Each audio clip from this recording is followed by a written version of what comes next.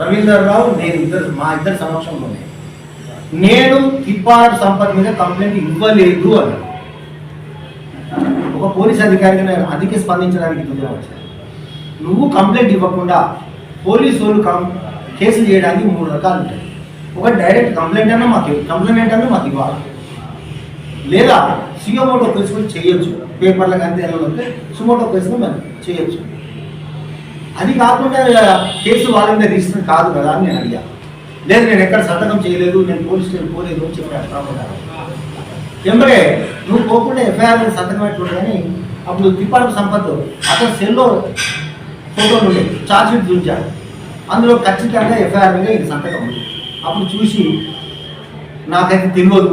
అప్పుడు మాధవి మేడం గారు ఉంది ఇన్స్పెక్టర్, ఆమెనైతే మా డైరీకి వచ్చి కంప్లైంట్ చేయమన్నది. కానీ నేను చేయనన్నాను. అక్కడ ఏమైనా సంతకం చేయొచ్చు, మర్చిపోయి ఉండొచ్చు అన్నాడు.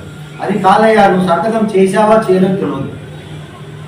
ఒకటే అడుగుతున్నాను, తిప్పారపు సంపద నేను డబ్బులు డిమాండ్ చేశాడా ఏ రోజైనా? ఏ రోజు తిప్పారపు సంపద నా దగ్గర డబ్బులు డిమాండ్ చేయలేదు అని చెప్పాడు. రవీంద్రరావు ఉన్నాడు, నేను. మరి ఎందుకు కంప్లైంట్ చేశావు అని అడిగాను.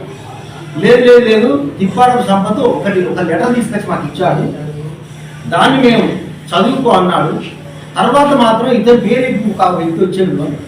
మరి ఆ వ్యక్తి అయితే ఆ వ్యక్తి మీద కంప్లైంట్ చేయాలి. పోనీ తిప్పారపు సంపద మీద ఆ వ్యక్తి పైన డిమాండ్ చేసిన మీద కంప్లైంట్ చేస్తే బాగుంది.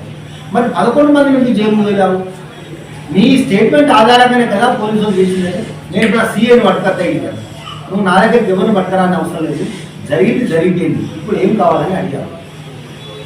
అప్పుడు తిప్పారపు సంపద మా సమక్షంలో చెప్పారు, మేము 1 రూపాయి కూడా నీ దగ్గర నుంచి ఆశించడం లేదు, మాకు జరిగిన నష్టాన్ని నువ్వు ఏం చేయగలవు, ఏం చేసినా పూడ్చుకోలేదు, ఎందుకంటే మా దాంట్లో ఒక ఉద్యోగం కోల్పోయాడు, దట్టు మేము దళితులం, అన్యాయంగా నా మీద కేసు పెట్టినావు కదా అని మాట్లాడితే, సరే ఈ విషయాన్ని మనం తర్వాత మాట్లాడదాం, చర్చిద్దామని చెప్పి అప్పుడు అక్కడి నుండి ఇద్దరిని పంపడం జరిగింది.